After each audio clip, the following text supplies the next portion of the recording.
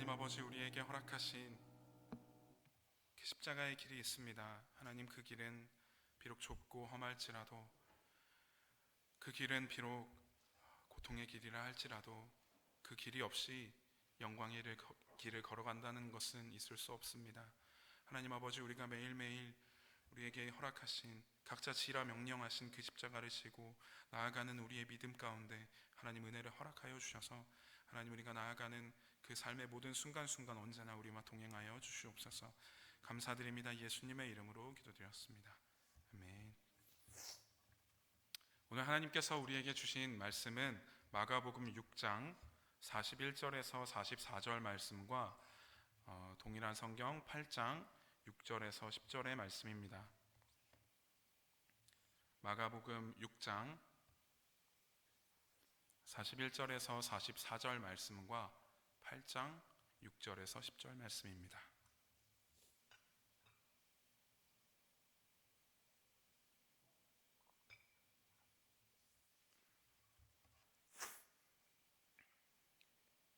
제가 가지고 있는 성경 64면에 있습니다. 한 절씩 우리가 같이 교독하도록 하겠습니다. 먼저 마가복음 6장 41절에서 44절 말씀입니다. 예수께서 떡 5개와 물고기 2마리를 가지사 하늘을 우러러 축사하시고 떡을 떼어 제자들에게 주어 사람들에게 나누어 주게 하시고 또 물고기 2마리도 모든 사람에게 나누시매 남은 떡 조각과 물고기를 12바구니에 차게 거두었으며. 아멘. 8장 6절부터 10절의 말씀입니다.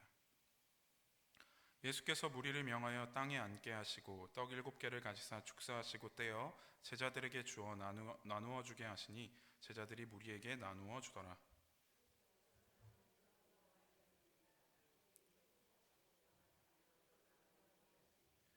배불리 먹고 남은 조각 7광주리를 거두었으며.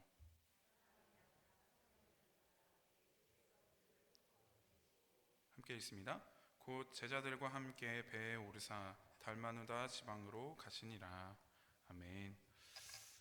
할렐루야. 여러분 반갑습니다. 부족한 제가 또 이렇게 나와서 하나님의 말씀을 전하게 되었습니다. 제 입술이 아니라 하나님의 말씀으로 받아들이시고 이 시간 은혜 받으셨으면 좋겠습니다. 오늘 말씀은 저와 여러분들이 너무나도 잘 알고 있는 두 기적에 대한 내용입니다. 하나는 빵 5개와 물고기 2마리로 5,000명을 먹이신 내용이고, 또 하나는 빵 7개와 물고기 2마리로 4,000명을 먹이셨다는 내용입니다. 언뜻 보면 이 이야기는 예수님께서 같은 기적을 다른 장소에서 보이셨다는 내용인 것 같습니다. 하지만 이 사건을 보면서 무엇이 좀 달랐는지 한번 살펴보도록 하겠습니다. 먼저는 숫자적인 차이가 있죠. 먼저 5천과 4천의 차이가 있고, 또 12바구니와 7광주리의 차이가 있습니다. 오병이어 때는 여러분들도 잘 아시다시피 5천이라는 숫자가 남자만 5,000명이었고 남녀노소를 합친다면 약 2만여 명이 되었을 것이라고 말합니다. 하지만 칠병이어 때는 그런 구분이 없고요, 사람은 약 4,000명이라고 나오고 있죠. 헬라어 원문으로 봐도 오병이어 때는 한글 성경으로도 잘 번역이 되어 있는데 안드레스라고 해서 남성 복수를 말합니다. 남자들은 5,000명이라는 말이죠. 그리고 칠병이어 때는 에산이라고 해서 3인칭 복수로 얘기합니다. 그들은, 즉 남녀노소 모두를 합쳐서 4,000명인 것이죠. 상대적으로 칠병이어 때보다 오병이어 때 사람들이 훨씬 많았다는 것을 결과적으로 알 수가 있습니다. 또한 오병이어 때는 12바구니, 칠병이어 때는 7광주리가 남았습니다. 예전에는 이것을 좀 별로 이렇게 구분을 안 지었던 것 같은데 사실 다릅니다.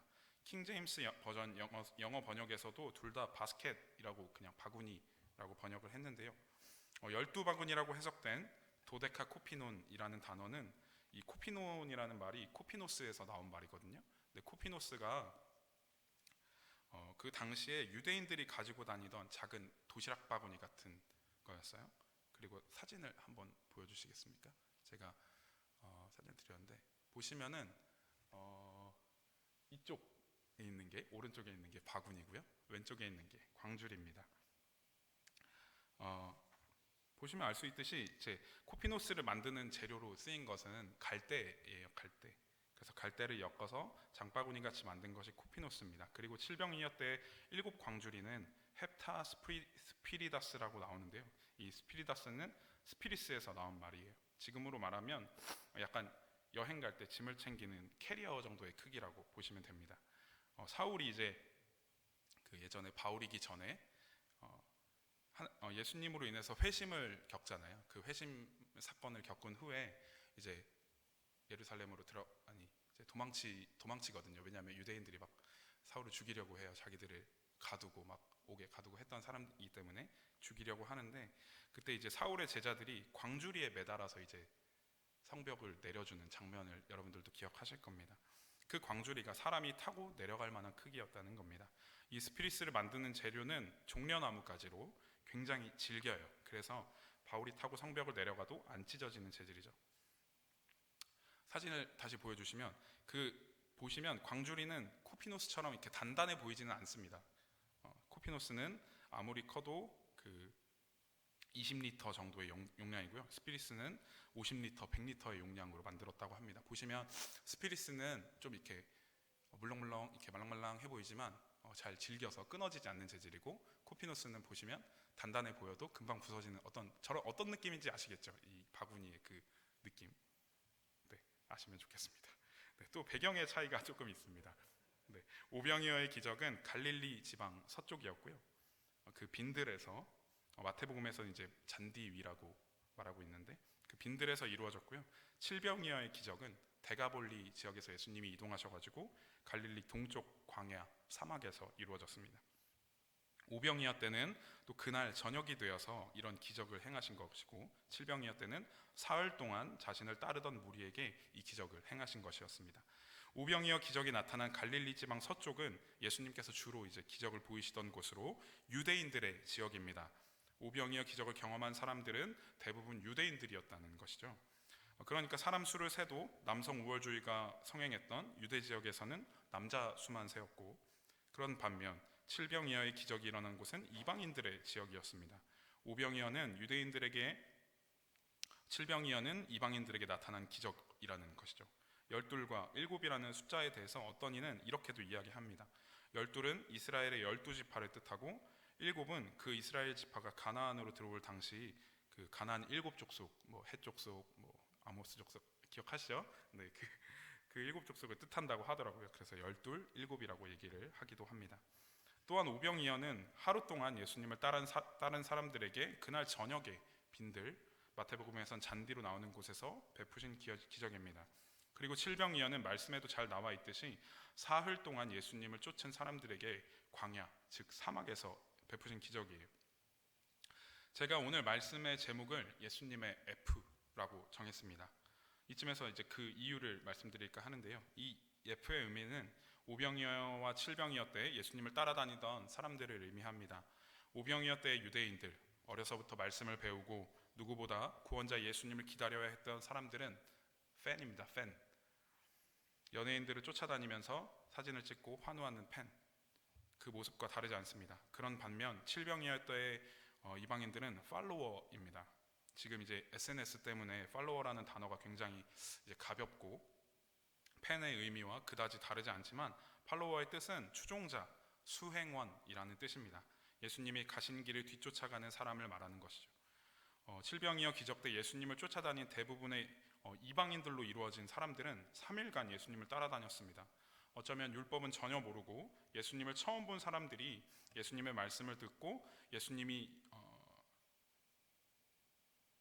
이들이 돌아갈 때 이제 쓰러질 것을 걱정할 만큼 배가 고파도 예수님 곁에 남았던 사람들이죠.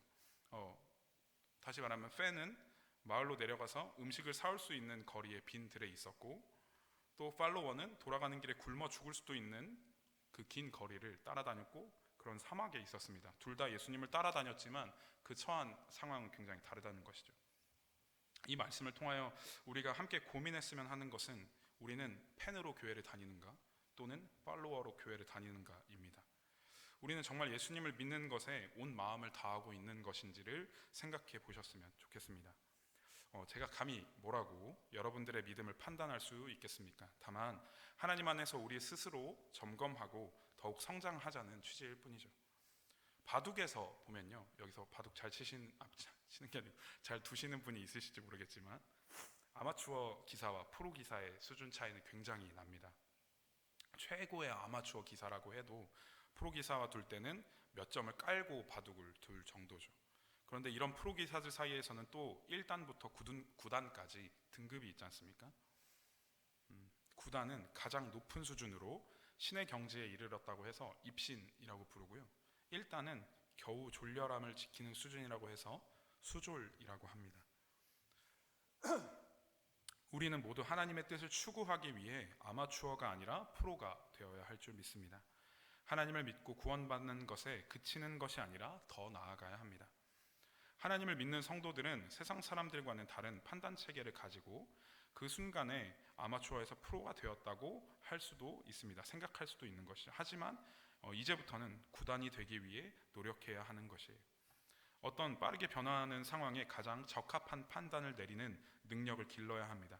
범사의 그리스도에게까지 자라가야 하는 우리 아니겠습니까? 우리는 바로 이러한 목표를 가진 신앙생활을 해야 하는 거죠. 우리는 무엇을 기억하고 살아야 하겠습니까? 예수님께서 오병이어의 기적을 베푸시고 나서 사람들이 이 기적을 보고 선지자라고 생각해서 왕으로 막 삼으려고 해요.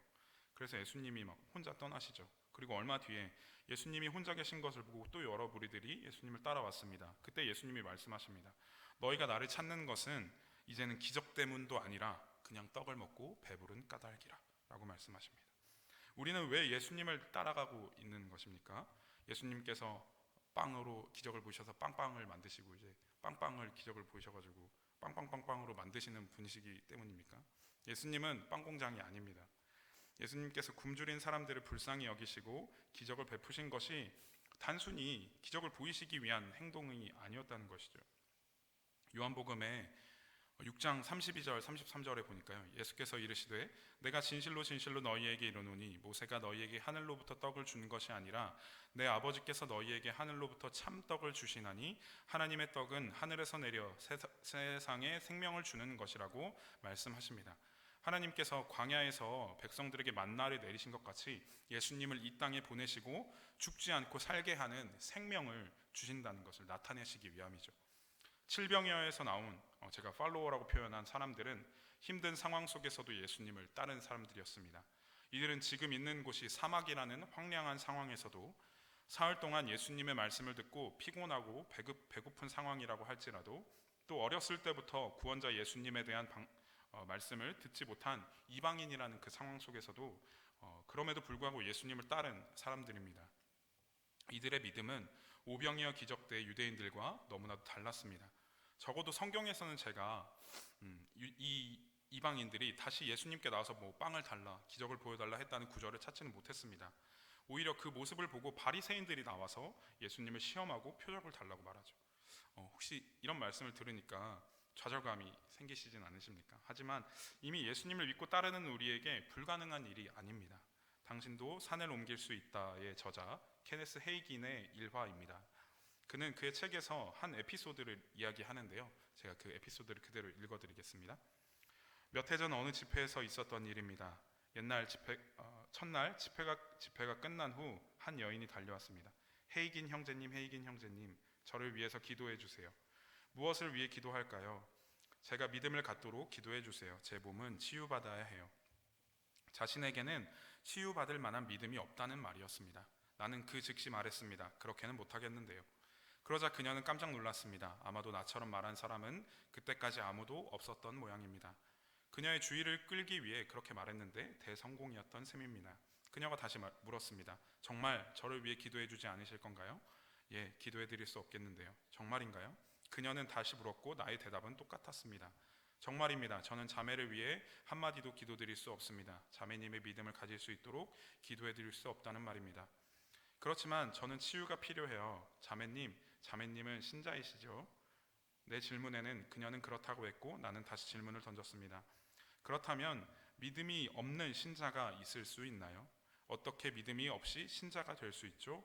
저는 자매님이 믿음을 갖도록 기도할 필요가 전혀 없습니다. 자매님은 이미 믿음을 갖고 계시기 때문이지요. 자매님이 갖고 계신 믿음을 사용하십시오. 여러분이 가지고 계신 믿음으로 살아가시고 하나님께 보여드리시기를 바랍니다. 교회에서 말씀을 들을 때마다 자꾸 나는 작아지는 것 같고 그렇게 살지 못하는 우리의 삶을 볼 때 좌절하게 되지만 그것으로 끝나는 것이 아니라 이미 우리에게 이루신 예수님을 통한 승리를 누리면서 살아갈 수 있습니다. 그 모습을 우리에게 보여주셨고 그렇게 살 수 있도록 성령님이 오셨습니다. 우리에게 말씀을 통해 가르쳐 주시고 믿음으로 순종할 수 있도록 길을 제시해 주시고 열어주셨어요.